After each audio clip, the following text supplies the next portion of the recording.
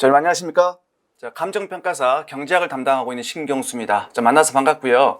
일단 우리 경제학에 대해서 일단 오리엔테이션을 한번 진행하도록 할 텐데, 우리 경제학의 특징을 먼저 살펴보도록 하겠습니다. 우리 경제학이라는 것은 어떤 거냐? 사회에서 일어난 다양한 어떤 경제 문제나 경제 현상을 과학으로 접근하는 학문이다 나와 있어요. 그럼 구체적으로 이 과학이 어떤 거냐? 바로 수학이에요.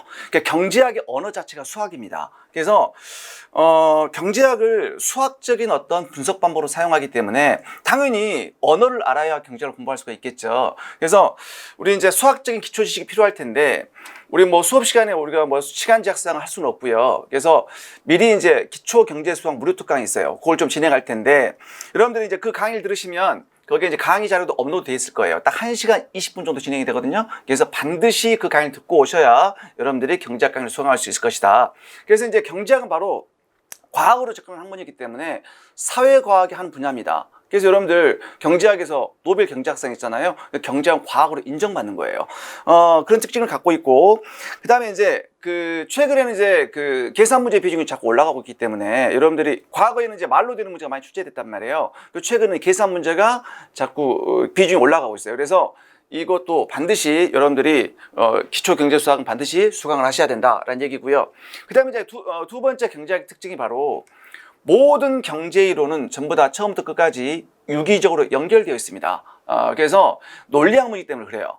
그러니까 여러분들 뭐 집합을 모르는데 여러분들이 뭐 함수를 모를 것이고 함수를 모르는데 미분할 수 없을 거 아닙니까? 그런 것처럼 경제학도 모든 이론이 전체적으로 유기적으로 연결되어 있기 때문에 철저한 논리적인 학문이에요.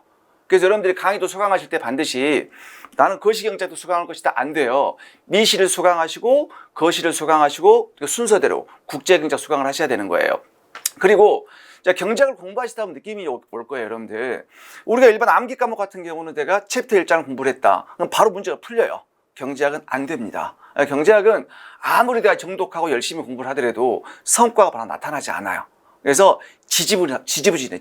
그러니까 경제학은 사실상 전체적 이론을 다 공부를 하고 나서야 어느 정도 성과를 볼 수가 있어요. 그런데 내가 전체적 이론을 어느 정도 습득을 했다. 문제 풀어봐요. 안 풀려요. 이게 경제학의 특징입니다. 그래서 경제학은 내가 공부를 하더라도 지지부진해요. 성적이 잘 오르지 않아. 그런데 어느 단계가 있어요. 단계가 되면 이게 확 올라가요. 자, 어렵게 올라갔잖아. 어렵게 올라갔죠. 쉽게 떨어지지 않습니다. 휘발성이 가장 낮은 과목이에요. 그러니까 일단 고지에 올라오면 쉽게 휘발성이 없는 과목이기 때문에 쉽게 잊혀지지 않아. 그게 바로 경제학 한 장점이라고 생각하시면 되는 거예요. 자, 그러면 경제학이 어떻게 구성이 되는가 살펴보도록 할게요.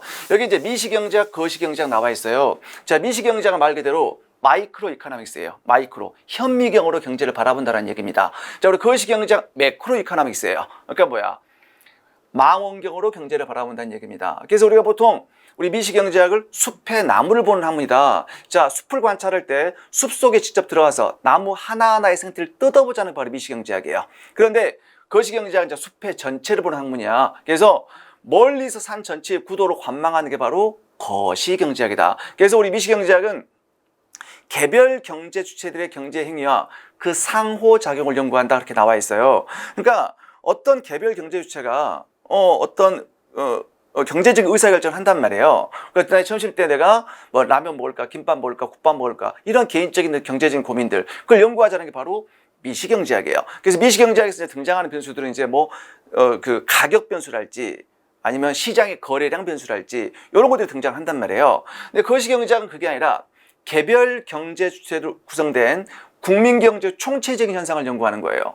그러니까 숲의 전체를 보는 학문이란 말이야, 망원경으로. 그래서 국민경제 총체적인 변수가 뭐가 있을까? 물가라는 변수가 등장을 하겠죠. 그 다음에 이제 국민소득이랄지, 통화량이랄지, 실업 문제랄지, 인플레이션 문제랄지, 이런 문제를 다루기 바로 거시경제학이에요. 그 다음에 이제 우리 수험경제학에서 이제 국제경제학이라는 학문이 따로 있어요. 분야가 따로 있는데, 자, 크게 국제무역론, 국제금융론 나눠져 있죠. 그래서 국제무역론은 다시 국제무역 이론, 그다음에 무역정책론 나눠지고요. 국제금융론은 외환시장론, 환율 다루는 거. 그다음에 마지막에 국제수지론, 이렇게 네 파트로 나눠지게 되어 있습니다. 자, 그런데 이 국제무역론은 바로 국제생산물 시장을 연구하는 거고요. 국제금융론은 국제금융시장을 연구하는 학문이에요. 그렇기 때문에 당연히 국제무역론은 바로 미시경제학이에요. 그러니까 국제금융론은 바로 거시경제학이에요. 그래서 우리가 보통 어떻게 얘기를 하냐면 이 국제무역론을 개방미시경제학이다, 그다음에 국제금융론은 개방 거시경제라는 표현을 써요. 그러니까 당연히 미시경제학과 거시경제 바탕이 돼야 우린 국제경제학을 공부할 수가 있는 거예요. 자, 그러면 경제학이 나와 출제가 되는 영역이 공무원 일단 있죠. 공무원. 저도 공무원에서 강의를 하고 있지만 공무원이 있습니다. 그래서 공무원은 뭐 7급, 9급도 있거든요. 특수직렬에. 그래서 이제 뭐 잘 선택을 하지 않으니까 특수직렬이 있긴 있어요. 경제학이. 근데 이제 7급 공무원 경제학이 있는데 그것도 이제 뭐 국가직 있죠. 지방직 있죠. 서울시 있죠. 국회직 있어요. 군무원 있고요. 그다음에 경찰 간부도 있어요. 그다음에 소방 간부도 있거든요. 이렇게 많고. 근데 우리 자격증 시험에는 이제 어떻게 있습니까? 우리 감정평가사 있겠죠. 공인회계사 있고요. 보험계례사 있고요. 공인노무사 있습니다. 그다음에 이제 물론 뭐 경제 능력 평가 시험에서 뭐 매경 테스트랄지 환경 테스트도 있습니다. 자, 그러면 어떻게 구성이 되는가? 다 5대5로 출제가 된다. 이렇게 생각하시면 되는 거예요. 5대5로 출제가 되는데 물론 이제 거시국제 파트를 굳이 나누면 이쪽 파트는 이제 뭐 40에서 45%, 나머지 5에서 10%가 국제경제학 요렇게 출제가 된다. 이렇게 생각하시면 되는 거고요. 자, 그럼 이제 거기 경제학의 어떤 강의 뭐 소개에 나와 있죠. 이제 미시경제학에서 요런 주제들 다루고 있어요. 다루게 되고, 자, 거시경제학은 이제 요런 주제를 다루게 된다. 뭐 그렇게만 이해하시면 되는 거예요. 요 정도로 보시면 되고요. 그다음에 이제 그러면 우리 경제학의 난이도는 어떻게 될 것인가 한번 살펴보도록 할게요.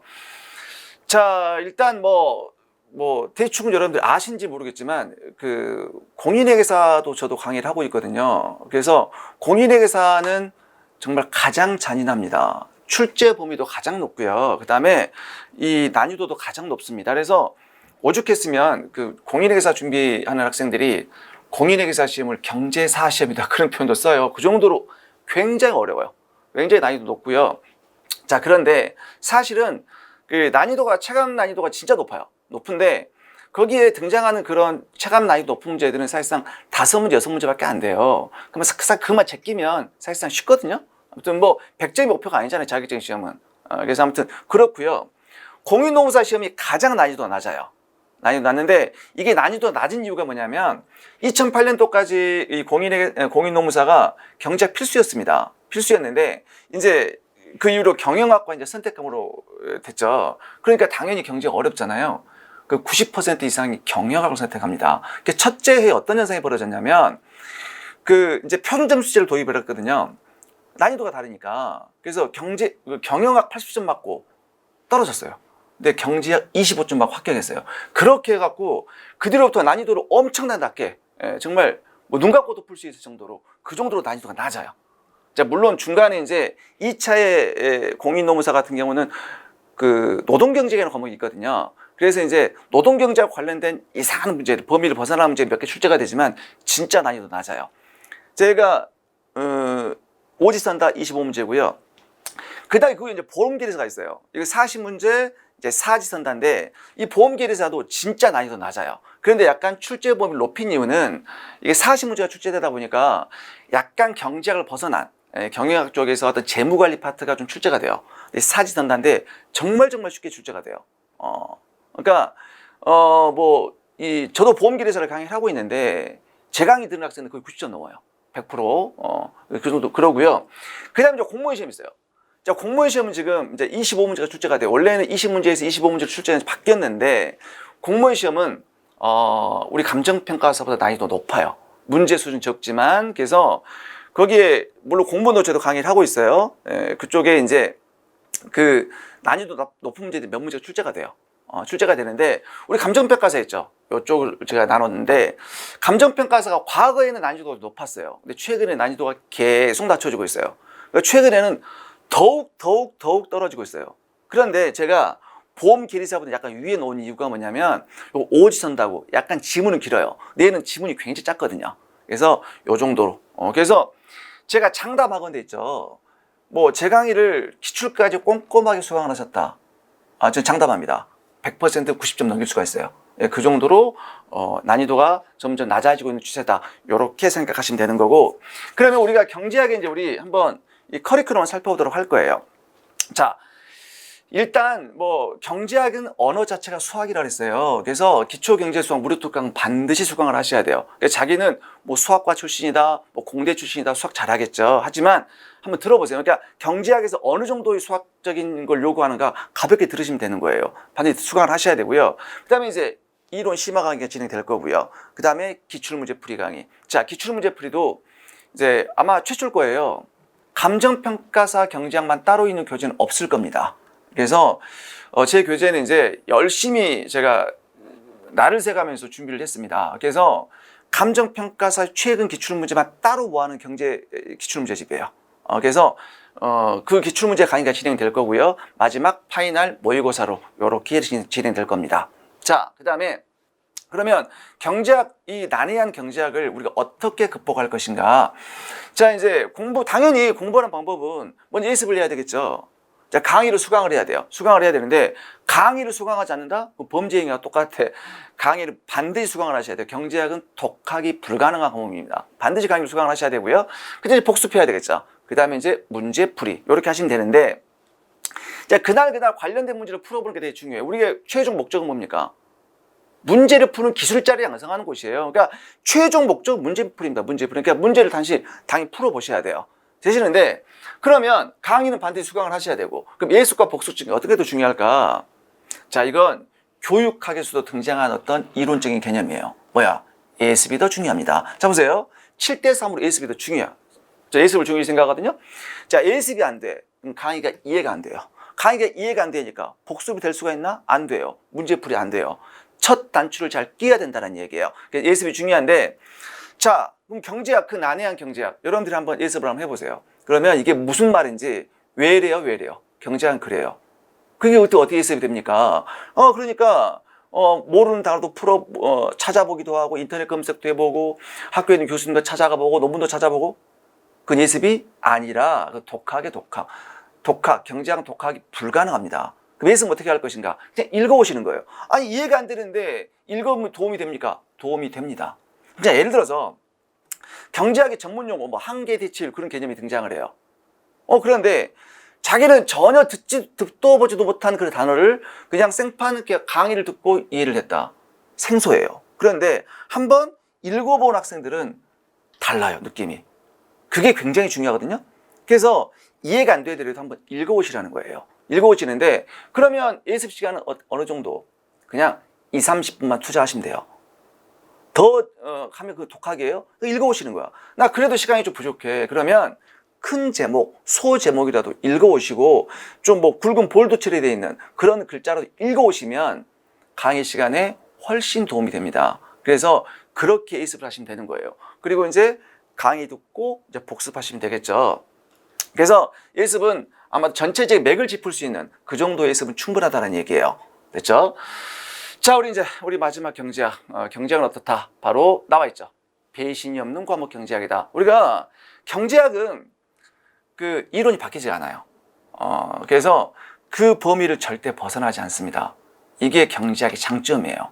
장점. 그리고 모든 이론적인 체계는 유기적으로 연결되어 있기 때문에 내가 어느 한 논리를 깨우치면 그게 전체적으로 끝까지 이어지는 그런 장점이 있습니다. 그래서 모든 경제학은 유기적으로 연결되어 있다 나와 있고요. 이론적인 한정돼 있어. 그러니까 100% 이 교재에서 다 출제된다. 이렇게 생각하시면 되는 거예요. 그리고 한번 이론이 극복이 되면 다시 반복적으로 암기할 필요가 없어. 휘발성이 낮은 과목이니까. 그게 바로 경제학의 장점입니다.